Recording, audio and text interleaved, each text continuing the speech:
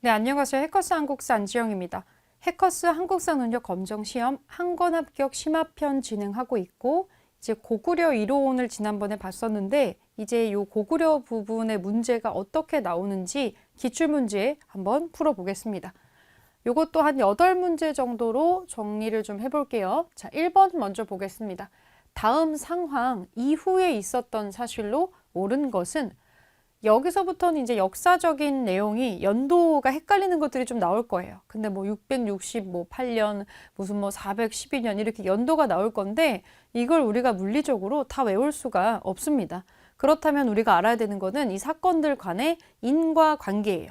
어떤 사건이 어떤 사건보다 먼저 일어나게 됐는지를 좀 찝어서 알아두시면 될 것 같은데, 연도를 외우는 것도 좋지는 않은 것 같고요. 연도보다는 그냥 그게 해당됐었던 세기 정도로 외우셔도 무방할 것 같아요. 자, 먼저 보겠습니다. 다음 상황 이후니까 요게 일어나고 나서 이 뒤에 있었던 거를 지금 고르는 거예요.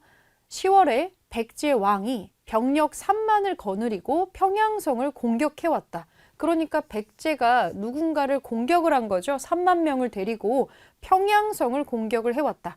왕이 군대를 출정시켜서 백제군을 막다가 날아온 화살에 맞아서 이달 23일에 세상을 떠났다. 백제가 3만 명의 병사를 거느리고 평양성을 공격했었던 시기는 이제 고구려를 공격을 했었던, 백제가 먼저 고구려를 공격했었던 유일한 시기였는데, 근초고왕이 이제 공격했던 얘기를 하는 거예요. 이때 죽은 이 고구려의 왕이 고국 원왕이죠.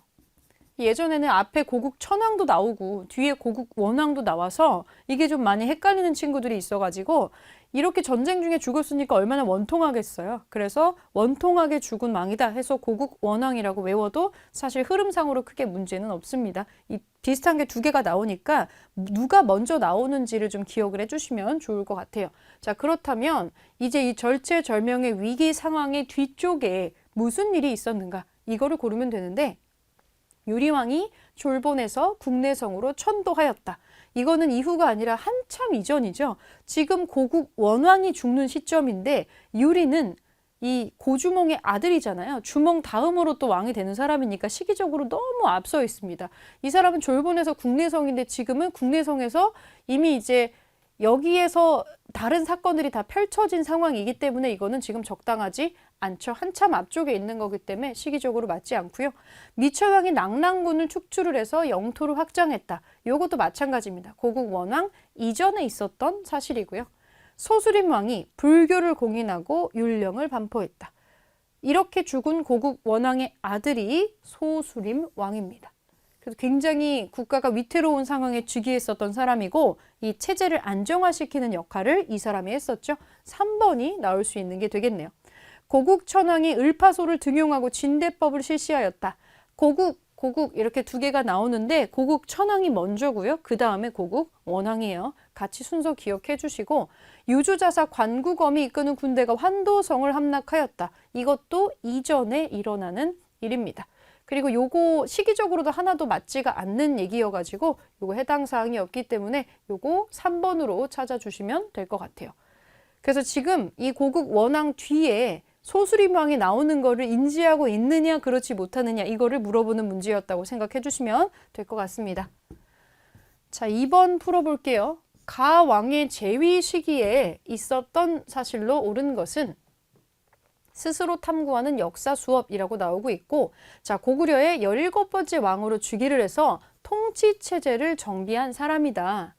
율령 반포, 자, 사신을 파견해서 교류했다. 태학을 설립했다. 율령과 태학을 설립한 고구려의 왕이라고 한다면 위에 언급됐었던 소수림 왕이겠죠. 소수림 왕에 대한 내용이네요. 자, 맞는 거 고를게요. 승려 순도를 통해서 불교를 수용하였다. 그쵸? 전진에다가 이쪽을 통해서 우리가 불교를 수용을 했던 게 있어서 불교 수용이 여기에 대표적으로 나오는 게 되겠습니다. 1번이 바로 정답이 되겠고, 낙랑군을 축출해서 영토를 확장하는 거는 미천왕이 하는 거고요. 미천왕. 영락이라는 독자적인 연호를 사용하는 것은 광개토 대왕이었고, 을지문덕이 살수해서 수나라의 군대를 물리쳤다. 한참 뒤에 나오는 얘기죠. 수나라 당나라가 언급이 되는 한참 뒤쪽에 나오는 얘기인데 을지문덕이 살소대첩을 했을 때의 왕은 영양왕이라는 사람이 있습니다. 일단 시기적으로 너무 뒤에요. 그리고 5번도 같은 시기인데 이문진이 6위를 간출인 신집 5권을 편찬하였다. 역사책을 정리하는 시점인데 이것도 영양왕 때입니다. 이렇게 헷갈리는 것들은 정답으로 나올 일은 거의 없어요. 그냥 시기적으로 한참 안 맞는 것 2개를 끼워 넣어놨다고 보시면 될 것 같아요. 자, 이번에 1번으로 찾아주시고 3번 보겠습니다. 밑줄곧 왕에 대한 설명으로 옳은 것은 기해년에 백제가 맹세를 어기고 외와 화통하였다. 왕이 순행하여 평양으로 내려갔는데 신라에서 사신을 보내서 신라에서 이 왕한테 뭐라고 한 거죠? 외인이 국경에 가득 차 성지를 파괴하고 있습니다. 귀부하여 명을 받고자 합니다. 도와줘요 라고 하고 있는 거죠. 신라가. 경자년에 왕이 요거 받고 나서 보병과 기병 5만을 보내서 신라를 구원하게 하였다. 외적이 퇴각하였다. 군대를 신라에 보내서 왜군으로부터 신라를 구해주는 광개토 대왕이네요. 광개토 대왕. 자, 그러면 광개토 대왕에 해당하는 설명으로 맞는 거, 대가야를 병합을 하는 거는 광개토 대왕이 한 게 아니고요. 가야를 병합하는 건 나중에 신라가 다 하죠. 요거는 신라 진흥왕이 하는 거고요. 평양으로 도읍을 옮기는 것은 광개토 대왕이 아니고 광개토 대왕의 아들인 장수왕이 하는 거죠. 남진 정책하면서 옮기죠. 20위 담노에 왕족을 파견하였다. 굉장히 생뚱맞을 수 있는데 이건 백제의 무령왕이 하는 겁니다. 백제 무령왕. 영락이라는 연호를 사용하였다. 그쵸? 광개토 대왕이 쓴 연호였죠. 독자적인 연호. 4번이 답이고요. 낙랑군을 몰아내고 영토를 확장하는 거 미천왕이 하는 거였어요. 미천왕. 4번 볼게요. 다음 검색창에 들어갈 왕에 대한 설명으로 옳은 것은 고구려 본기 신라의 실직주성을 빼앗고 북위에 사신을 파견하고 백제의 도성을 함락시키다. 여기서 말하는 도성은 이 고구려에서 백제의 도성을 함락시켰던 적은 한 번밖에 없어요. 이거 한성입니다. 한성. 백제의 한강 끼고 있는 한성을 함락시켰던 사람은 장수왕입니다. 그렇다면 우리가 찾아야 되는 왕은 장수왕이에요. 장수왕. 도읍을 국내성에서 평양으로 옮기죠. 그리고 남진 정책을 하죠. 1번이 바로 정답으로 나오네요. 낙랑군을 몰아내고 영토를 확장하는 거 미천왕. 을파소의 건의로 진대법을 실시하는 거 고국천왕. 고국천왕. 영락이라는 독자적인 연호를 사용하는 거는 장수왕의 아버지인 광개토 대왕이고요. 전진의 순도를 통해서 불교를 수용하는 것은 소수림 왕이었습니다. 그래서 장수왕으로 답 찾아주시면 되고 장수왕 걸로 1번 찾으면 되고요. 자, 5번 볼까요? 여기서부터 조금 어려운 문제입니다. 이런 문제가 상당히 힘들죠? 뭔가 보기만 해도 벌써 기가 막 빨리죠. 이 순서를 배치를 해야 되는 이 문제가. 연도를 머릿속에 내가 촤라락 알 수 있으면 정말 좋겠지만 사실 그렇게 암기하라고 내는 문제도 아니에요. 외우면 되게 편하긴 할 텐데 자, 소거를 해가면서 풀어보겠습니다. 자, 일어난 순서대로 지금 나열을 하래요. 온달이 왕에게 아뢰기를 신라가 한강의 이북 땅을 빼앗아 군현으로 삼았습니다. 온달은 좀 아는 얘기긴 한데 전혀 시기를 지금 특정할 수 없다고 느끼실 텐데 신라가 한강 이북을 뺏었대요. 이거 언제 한 거예요? 신라가 한강을 뺏은 때가 언젠가요? 4세기, 5세기, 6세기 보통 전성기 나열하죠? 그럼 어디예요? 마지막 6세기에 신라가 한강 뺐잖아요. 한강이 어디에 들어가 있는지를 놓고 전성기를 계산을 보통을 하죠. 그래서 백제가 전성기가 처음 와요. 왜냐면 거기다 아예 개국을 해버리니까. 그래서 4세기는 백제가 잘 살고 있다가 장수왕이 한강 뺐죠. 5세기에. 그래서 5세기에는 고구려 전성기가 와요. 그리고 마지막으로 한강 뺐는 게 진흥왕이 6세기에 한강 이북을 뺐잖아요. 그래서 6세기에는 한강이 이쪽으로 넘어갑니다. 그래서 그거를 찾겠다고 고구려의 온달 장군이 뭐라고 얘기를 하는 장면인데 임금으로 치면은 뭐 영양왕으로 체크는 하고 있지만 그 몰라도 된다는 얘기예요. 이 내용을 보고서 이것은 6세기군. 신라가 한강을 차지했었던 상당히 후반부의 일이군. 이렇게 생각을 하시면 돼요. 이렇게 보면 자, 나를 보겠습니다. 10월에 백제 왕이 병력의 3만을 거느리고 평양을 공격해왔다. 백제 왕이 3만 명의 병사를 거느리고 고구려 평양을 공격해온 시기 한 시기밖에 없잖아요. 이 근초고왕이 하는 거잖아요. 근초고왕은 백제의 최고 전성기를 구가하던 시기에 왕입니다. 4세기 백제를 대표하는 사람이죠. 4세기 백제를 대표하는 사람. 그래서 고국 원왕이 죽었을 때의 얘기잖아요. 4세기고요. 달을 볼게요.